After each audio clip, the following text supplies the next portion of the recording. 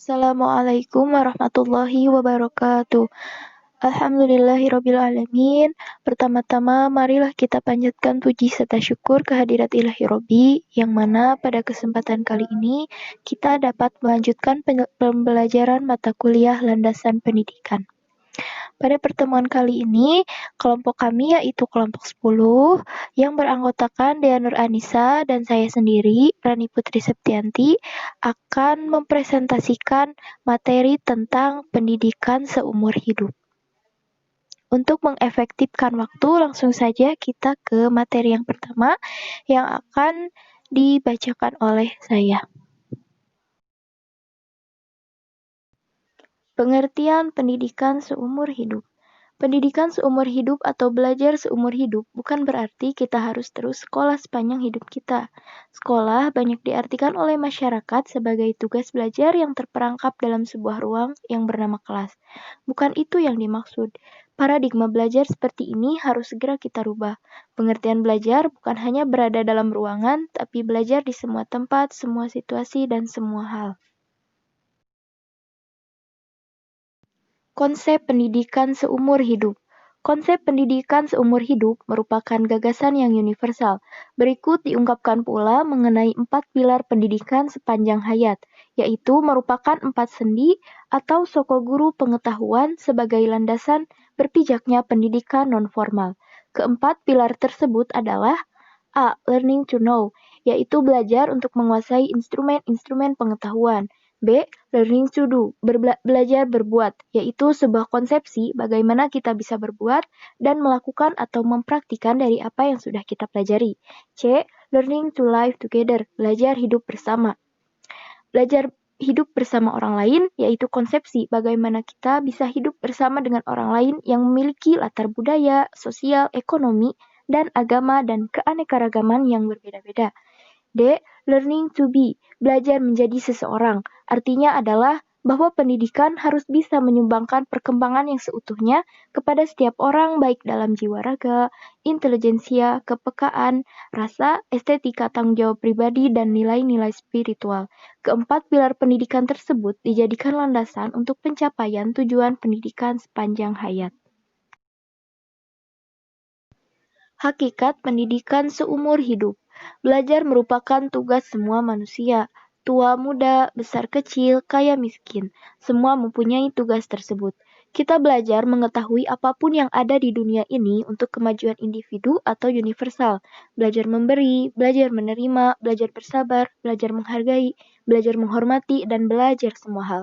Dalam kenyataan kehidupan sehari-hari dari dahulu, sudah dapat dilihat bahwa pada hakikatnya orang belajar sepanjang hidup, meskipun dengan cara yang berbeda dan melalui proses yang tidak sama.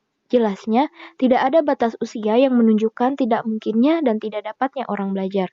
Pendidikan bukan hanya berlangsung di sekolah, pendidikan akan mulai segera setelah anak lahir dan akan berlangsung sampai manusia meninggal dunia, sepanjang ia mampu menerima pengaruh-pengaruh. Oleh karena itu, proses pendidikan akan berlangsung dalam keluarga, sekolah, dan masyarakat. Pentingnya pendidikan seumur hidup. Ada bermacam-macam dasar pemikiran yang menyatakan bahwa pendidikan seumur hidup sangat penting. Dasar pemikiran tersebut ditinjau dari segi antara lain, 1. Ideologis, bahwa pendidikan seumur hidup akan memungkinkan seseorang mengembangkan potensi-potensi sesuai dengan kebutuhan hidupnya. 2. Ekonomis, bahwa pendidikan seumur hidup dapat meningkatkan produktivitas, memelihara dan mengembangkan sumber-sumber yang dimiliki, dan memiliki motivasi dalam mengasuh dan mendidik anaknya secara tepat sehingga peranan pendidikan keluarga menjadi sangat besar dan penting. Yang ketiga, sosiologis. Pendidikan seumur hidup sebagai solusi bagi orang tua dari masalah kurangnya kesadaran pentingnya pendidikan sekolah bagi anak-anak. Yang keempat, politis. Pendidikan seumur hidup memiliki tugas salah satunya dalam pendidikan kewarganegaraan untuk terciptanya kesadaran pentingnya hak milik dan memahami fungsi pemerintahan. Yang kelima, teknologis. Dunia dilanda oleh eksplosif ilmu pengetahuan dan teknologi. Para sarjana, teknisi, dan pemimpin di negara berkembang perlu memperbarui pengetahuan dan keterampilan mereka. Yang selanjutnya adalah pentingnya pendidikan agama. Dalam Peraturan Pemerintah Nomor 55 Tahun 2007, Bab 1 Pasal 1 Ayat 1 tentang Pendidikan Agama dan Keagamaan, dinyatakan bahwa pendidikan agama adalah pendidikan yang memberikan pengetahuan dan membentuk sikap, kepribadian, dan keterampilan peserta didik dalam mengamalkan ajaran agamanya yang dilaksanakan sekurang-kurangnya melalui mata pelajaran pada semua jalur, jenjang, dan jenis pendidikan. Sedangkan pendidikan keagamaan sebagaimana dinyatakan dalam ayat 2 yang sama dinyatakan bahwa pendidikan keagamaan adalah pendidikan yang menyiapkan peserta didik untuk dapat menjalankan peranan yang menuntut penguasaan pengetahuan tentang ajaran agama dan atau menjadi ahli ilmu agama dan mengamalkan ajaran agamanya. Lebih lanjut dalam Peraturan Pemerintah Nomor 55 Tahun 2007 tersebut dijelaskan tentang kedudukan, fungsi, tujuan, kurikulum, bentuk yaitu formal, non-formal, dan informal, jenjang, pendidik, sarana prasarana, tempat, dan lainnya tentang pendidikan agama dan keagamaan. Bahkan dalam peraturan tersebut dibahas pula pendidikan agama dan keagamaan Kristen, Katolik, Hindu, Buddha, dan Konghucu, serta syarat-syarat pendirian satuan pendidikan keagamaan. Dengan demikian, jika titik tekan atau fokus utama pada pendidikan agama untuk menumbuhkan sikap religiusitas, rasa keberagamaan yang kokoh, maka pada pendidikan keagamaan, selain ditujukan untuk menumbuhkan sikap religiusitas, juga untuk menjadi ahli ilmu agama Islam, yakni ulama atau calon ulama. Pendidikan agama dan pendidikan keagamaan di Indonesia bukan hanya sekedar mata pelajaran, tetapi sebuah konsekuensi logis dari pilihan bangsa terhadap falsafat bangsa, yakni Pancasila, yang mensyaratkan seluruh bangsa Indonesia harus beragama sesuai dengan pilihannya, Islam, Kristen, Katolik, Hindu, Buddha, dan Konghucu. Selain itu, juga disebabkan karena setiap agama tersebut mengemban misi dakwah, yakni selain menanamkan nilai-nilai agama dalam setiap pribadi, juga mencetak para ahli agama yang secara terus-menerus dapat mengkader para ahli dalam bidang ilmu agama tersebut. Dengan cara demikian, agama akan terus bertahan dan eksis panjang zaman. Dan ajaran-ajarannya dapat terus dikembangkan sesuai dengan tantangan zaman. Sejalan dengan itu, maka masing-masing penganut agama berusaha untuk menyebarluaskan agamanya ke tengah-tengah masyarakat.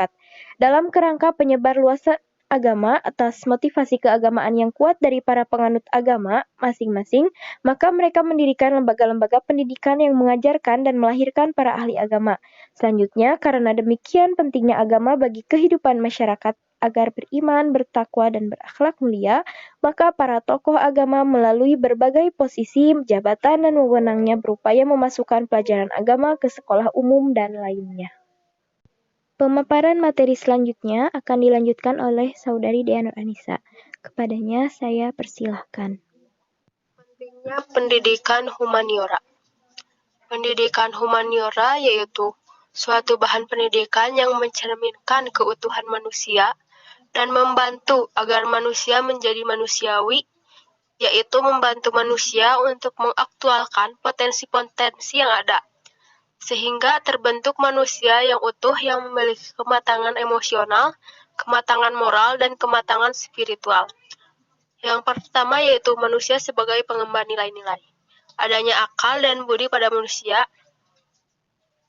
menyebabkan adanya perbedaan cara dan pola hidup di antara keduanya.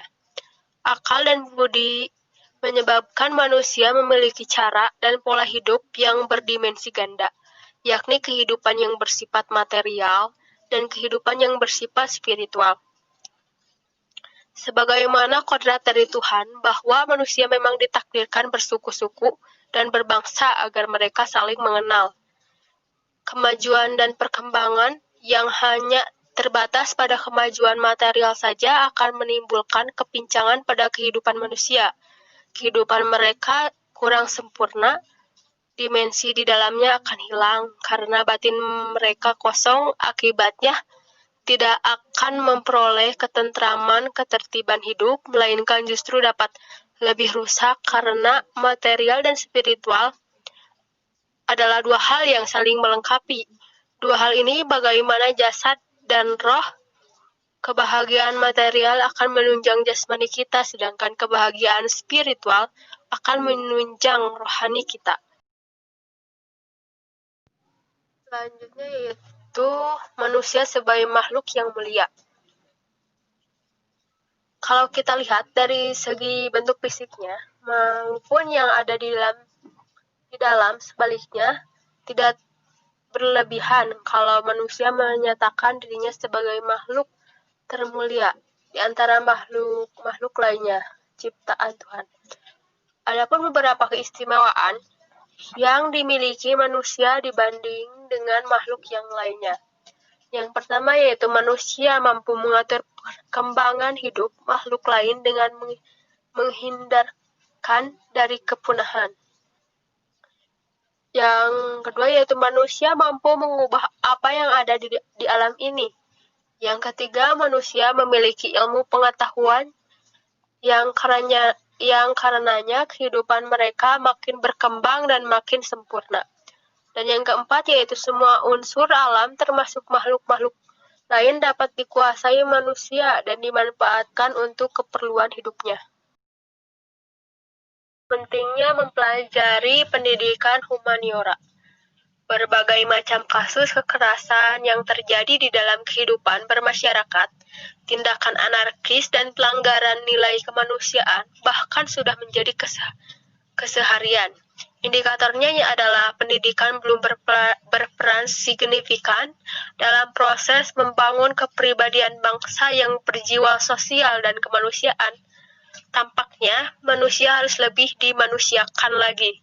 Keterpurukan bangsa yang berlarut-larut juga berhubungan dengan kegagalan pendidikan di masa lalu yang mengakibatkan terjadinya proses dehumanisasi. Gagasan dan langkah menuju pendidikan yang berorientasi kemanusiaan merupakan salah satu upaya mengembalikan nilai-nilai kemanusiaan yang semakin terkikis. Melalui pendidikan dehumaniora diharapkan manusia dapat mengenal dirinya, kemanusiaannya yang utuh, dan tidak hanya dapat menundukkan lingkungan alam fisik melalui kemampuan ilmu pengetahuan dan teknologi. Pada prinsipnya, pendidikan humaniora bertujuan membuat manusiawi untuk keselamatan dan kesempurnaan manusia. Yang selanjutnya yaitu ada pendidikan budaya dan karakter.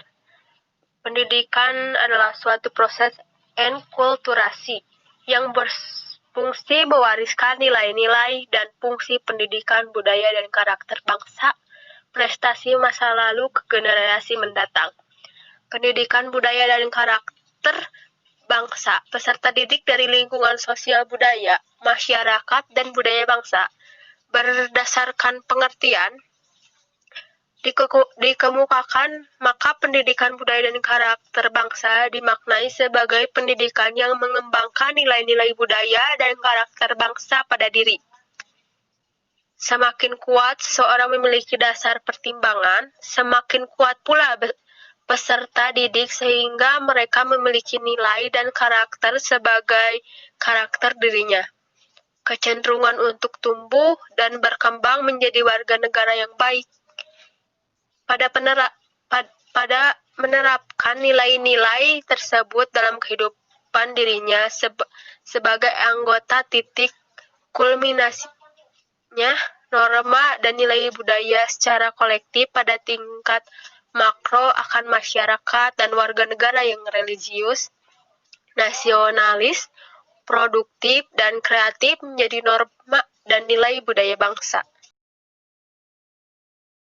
Dan tujuan pengembangan pendidikan budaya bangsa. Fungsi perbaikan merupakan kiprah pendidikan nasional untuk bertanggung jawab dalam bangsa, merupakan inti dari suatu proses pendidikan, pengembangan potensi peserta didik yang lebih bermartabat, dan proses pengembangan nilai-nilai yang menjadi landasan dari karakter itu menghendaki. Fungsi penyaring yaitu untuk menyaring budaya bangsa sendiri dan budaya bangsa lain yang suatu proses yang berkelanjutan dilakukan melalui berbagai mata pelajaran yang ada tidak sesuai dengan nilai-nilai budaya dan karakter bangsa yang bermanfaat dari dalam kurikulum kewarganegaraan, sejarah, geografi, ekonomi, sosiologi, antropologi, bahasa Indonesia, IPS, IPA, matematika, agama, pendidikan jasmani, dan tujuan pendidikan budaya dan karakter bangsa, olahraga, seni, serta keterampilan. Dalam mengembangkan pendidikan karakter bangsa, kesadaran akan siap dirinya dan bangsanya adalah bagian yang teramat penting.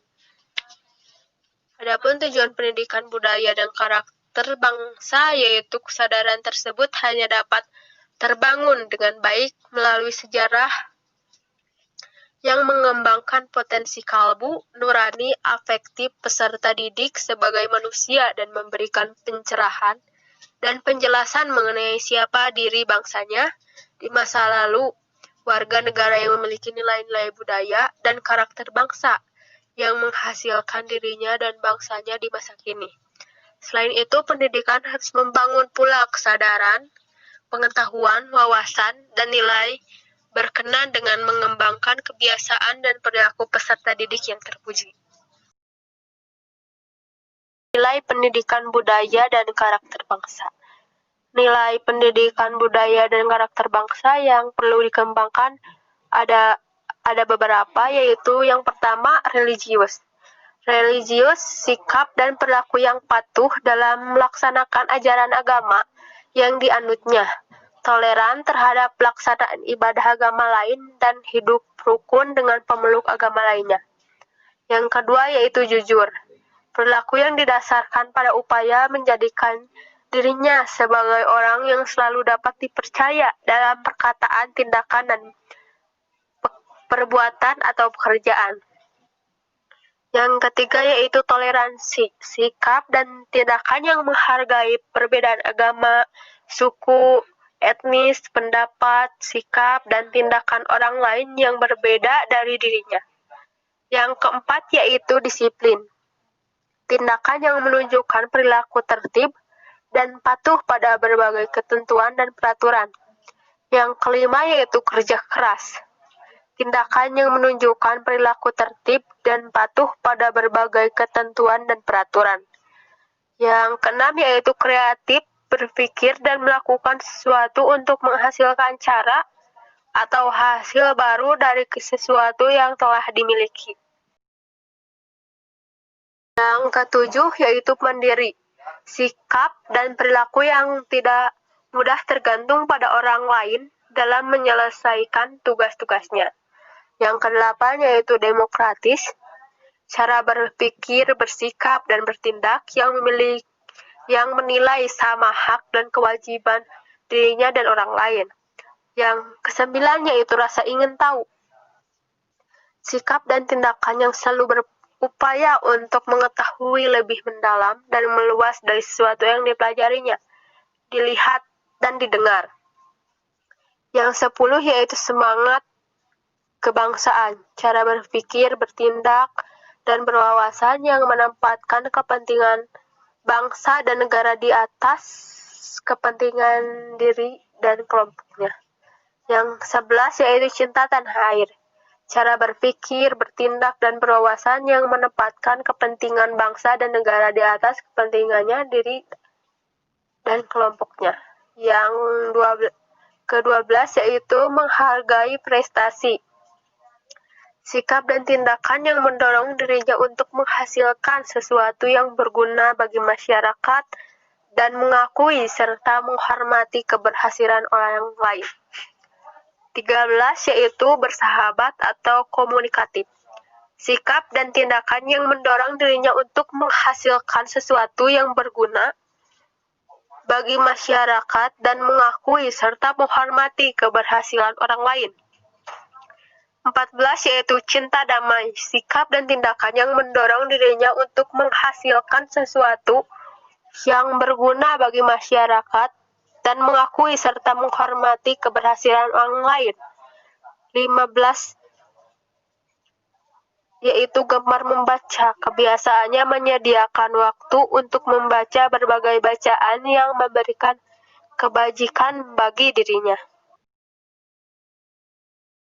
16 yaitu peduli lingkungan, sikap dan tindakan yang selalu berupaya mencegah kerusakan pada lingkungan alam di sekitarnya dan mengembangkan upaya-upaya untuk memperbaiki kerusakan alam yang sudah terjadi.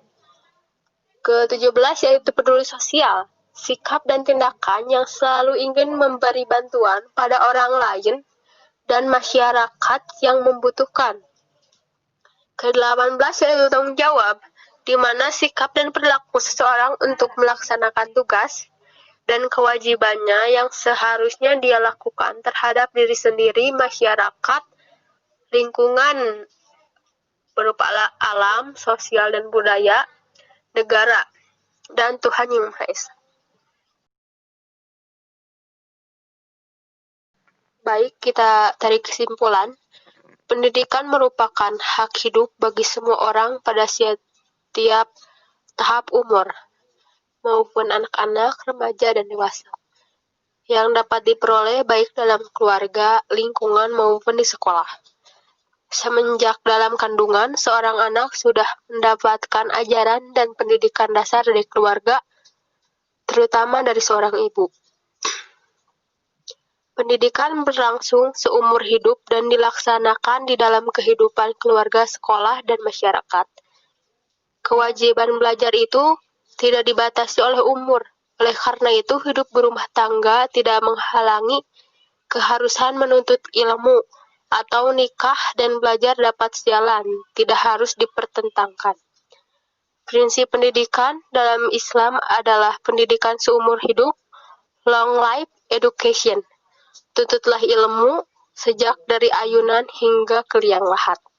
Dan di samping itu, pendidikan seumur hidup juga harus terdapat di dalamnya pendidikan agama, pendidikan humaniora, dan pendidikan pengembangan budaya dan bangsa.